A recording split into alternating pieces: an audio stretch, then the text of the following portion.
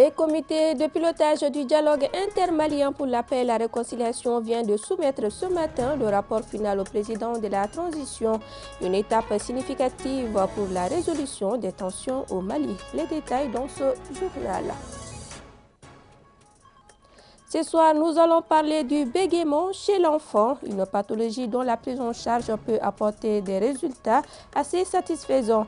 Toutefois, ce trouble peut avoir des conséquences sur la vie de l'enfant. À suivre dans quelques instants. Merci d'avoir choisi Wartem pour vous informer. Mesdames et messieurs, bonsoir et bienvenue. Tout d'abord, traditionnelle montée des couleurs ce lundi 4 mars à Koulouba, sous la présidence du président de la transition, chef de l'État, le colonel Assimi Goïta.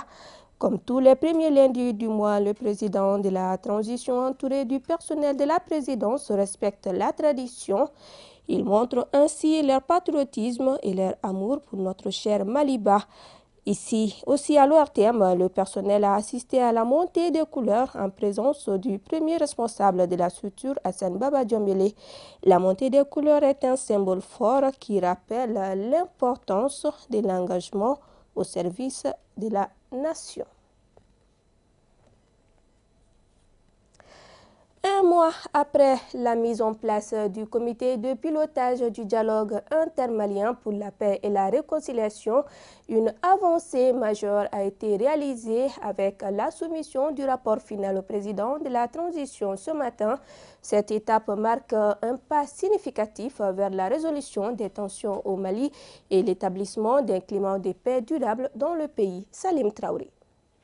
Au terme d'un mois d'échanges francs et constructifs, le président du comité de pilotage a remis un rapport exhaustif au président de la transition, fruit d'un exercice d'autocritique et de dialogue approfondi entre les différentes parties prenantes maliennes. Nous avions passé en revue l'ensemble des préoccupations des Maliennes et des Maliens pour que les Maliens et les Maliens puissent parler sur l'objectif qui est le Mali, notre bien commun. Il faut que nous taisons nos rancœurs. Nos différences sont normales, mais l'objectif final, c'est le bonheur du Mali. Ce document révèle une importance capitale, regroupant les meilleures contributions sur les thématiques sécuritaires, économiques et géopolitiques visant à instaurer la paix tant désirée par le peuple malien. Et ceci exige de chacun de nous un sursaut d'orgueil pour que nous soyons autour de la même table, parler des préoccupations des Maliennes et des Maliens, des villages, des hameaux, des villes et des campagnes. Il y a nécessité, urgence qu'on mette les Maliens au travail. La cérémonie de restitution a réuni des représentants d'institutions variées et de la société civile témoignant de l'adhésion et du soutien généralisé à cette initiative cruciale pour la stabilité du Mali.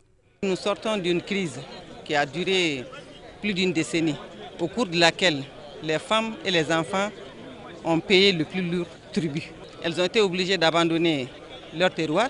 Elles se sont réfugiées avec leurs enfants, soit à Bamako. Elles ont vu leurs droits violés. Elles ont subi toutes sortes de violences pendant cette crise-là. Et si aujourd'hui, les autorités maliennes au plus haut niveau décident d'asseoir un dialogue entre Maliens, les femmes du Mali ne peuvent que partager cette volonté parce que nous aspirons à la paix. Nous remercions les plus hautes autorités d'avoir effectivement initié ce dialogue intermalien. Entre Maliens, quand on se parle, on trouve la solution. On est tous là-dedans et ce dialogue doit aboutir à ce que nous voulons, la paix, la cohésion sociale, le vivre ensemble et enfin mettre fin au terrorisme qui nous empêche de progresser. Ce rapport établit les conditions optimales pour la tenue d'un dialogue franc et inclusif entre les Maliens, ouvrant la voie à des solutions durables pour la paix et la réconciliation dans le pays. Lancement ce lundi matin de l'opération Ramadan. Elle est organisée par le ministère des Affaires religieuses, du culte et des coutumes en partenariat avec les ONG et associations d'inspiration islamique au Mali. Il s'agit à travers cette opération de coordonner les actions d'aide aux personnes démunies à travers le Mali pour le mois de Ramadan. Solidarité et Ramadan, action d'aide alimentaire pour soutenir les vulnérables au Mali, c'est le thème de cette année. Cheikh Oumar Kamara. C'est parti pour l'opération Ramadan de cette année. Une action humanitaire en faveur des personnes nécessiteuses qui vont recevoir des vivres et non-vivres pour le mois béni de Ramadan. L'objectif est le renforcement de la cohésion sociale dans notre pays. Le ministère des Affaires religieuses, du culte et des coutumes et ses partenaires ont donc respecté la tradition. La solidarité, c'est un acte de toujours, c'est un comportement en général. Ce n'est pas les bouillons d'huile et de sucre et autre chose que je vois, mais c'est le message qui est derrière ça. C'est le message qui nous dit que tout le monde peut faire quelque chose. C'est l'État même qui le fait. Donc ça encourage les autres ONG et tout le monde à participer à la discussion de ces mois bénis. Au cours de cette cérémonie, les participants ont eu droit à une lecture du Coran. Autre fait marquant, c'est la remise d'attestations aux parrains et aux représentants des parrains des éditions précédentes. Le choix porté à ma modeste personne pour être parrain me va droit au cœur. L'opération Ramadan est une recommandation du prophète paix et salut sur lui. Et donc, tous ceux qui vont contribuer à cette activité auront la récompense du bon Dieu.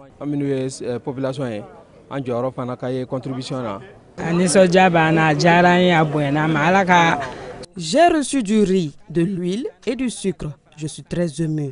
Ça va beaucoup m'aider à passer le mois de Ramadan.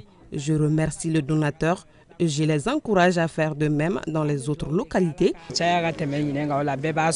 Ainsi, des milliers de familles vont retrouver le sourire au cours de cette opération qui concourt à leur soutenir pour passer un bon mois de Ramadan. Je vous le disais dans les titres, le bégaiement est une pathologie qui touche 1% de la population mondiale. Il peut être pris en charge avec des résultats assez satisfaisants. Toutefois, selon les spécialistes, la prise en charge des enfants qui bégayent est complexe car ce trouble peut avoir des répercussions sur la vie de l'enfant. Madame Sissoko. Le bégaiement est un trouble de la parole. Il se caractérise par des répétitions involontaires et l'allongement de sons et de syllabes, souvent accompagnés de pauses et de blocages. Généralement, quand je parle bambara, je bégaye. Oui, bonjour. Moi, je m'appelle Ousmane Diallo. Ce trouble de la parole est parfois à l'origine d'une véritable souffrance ou d'une discrimination chez ces personnes souffrant de ce handicap. Souvent sujet d'incompréhension, voire de moquerie, le bec s'énerve souvent vite. Oui, les gens se moquent de moi. Et ça te fait mal? Oui, je suis habitué. Oui, les gens se moquent de moi quand je parle. Ils rient même. Je m'assois seul et je ne parle pas. Bon, depuis qu'à l'enfant jusqu'à nos jours, les gens se moquent de moi en parlant. Mais moi c'est autre chose. C'est-à-dire que les gens se moquent de moi ou pas. Moi, je sais que c'est inné. Moi, je ne suis pas complexé, quoi. Les causes du bégaiement sont nombreuses. Selon les spécialistes, si l'un des membres de votre famille bégaye ou a déjà bégayé, votre enfant a plus de probabilités qu'un autre de bégayer. Moi, je suis né dans la famille étant que mon père bégaye. Le fait que moi je bégaye, c'est inné chez moi. Elle est héréditaire parce que quand nous faisons le bilan avec les enfants qui viennent nous solliciter, les parents qui nous sollicitent pour passer le bilan de leurs enfants, quand nous remontons un peu l'interrogatoire, on constate qu'ils ont des parents qui étaient bègues.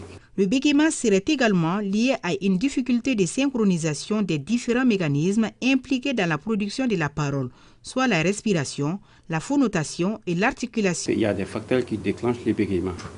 Parmi ces facteurs, il y a par exemple la rentrée à l'école, tu vois.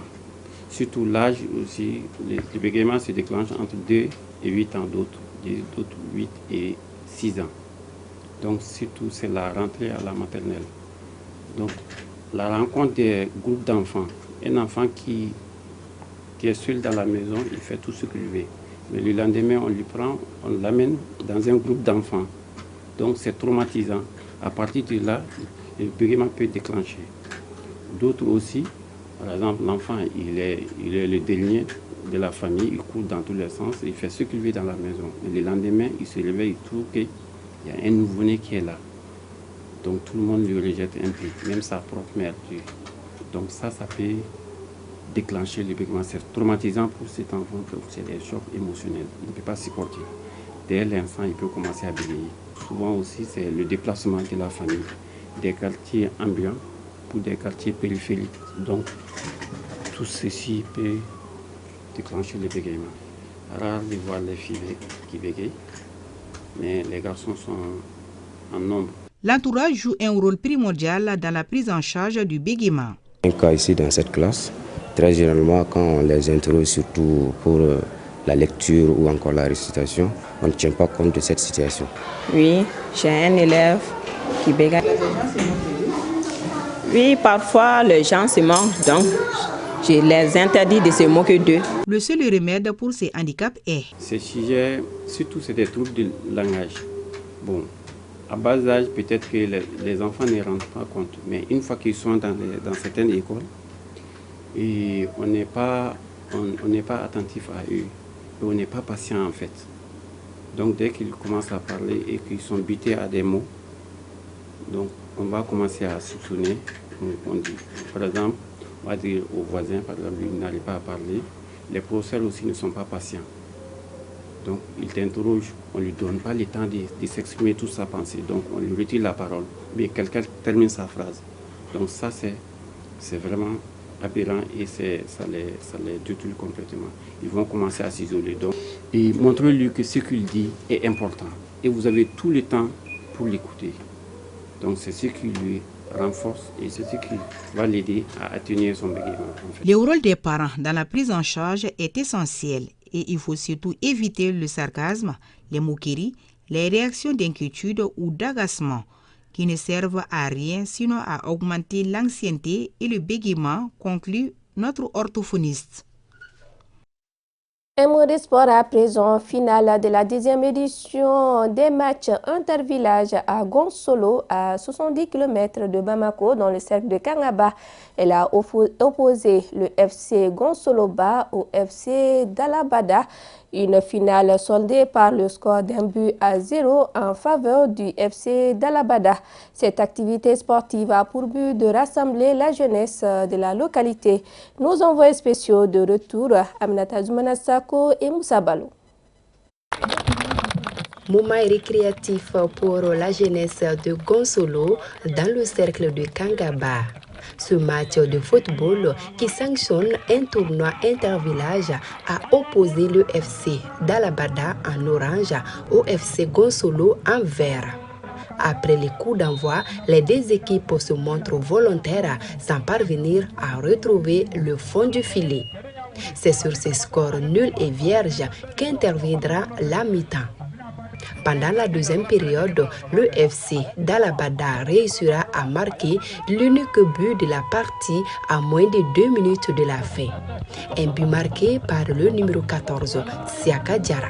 L'idée d'organiser cette cérémonie, c'est M. Dabo.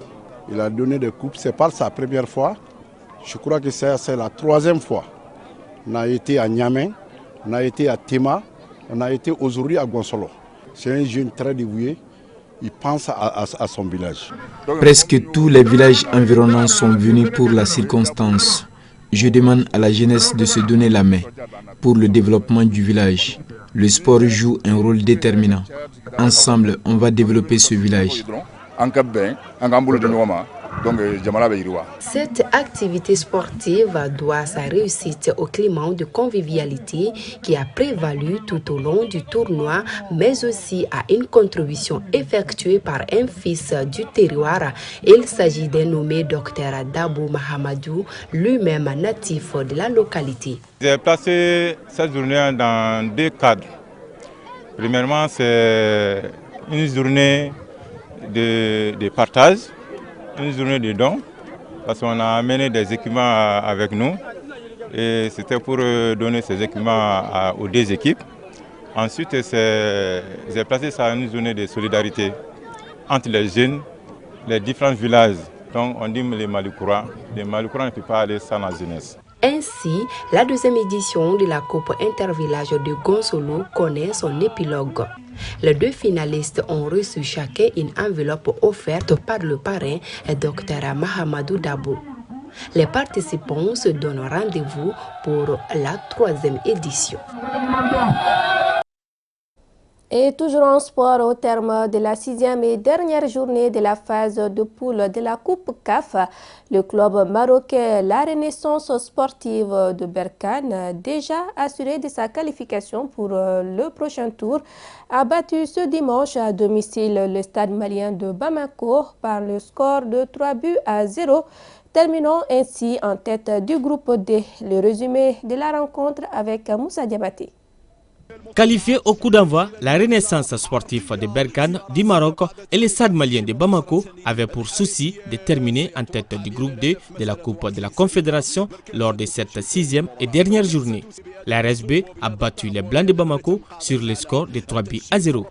Les buts marocains ont été inscrits par Paul Valère Bassène à la 37e minute, Youssef Zedgoudi 86e minute et Mohamed El Mourabit 89e minute. Grâce à cette victoire, la Renaissance de Berkane compte 14 points devant les stades maliens de Bamako, 10 points, Sekoukoun United d'Afrique du Sud, 6 points et les Diables Noirs de Brazzaville, 2 points.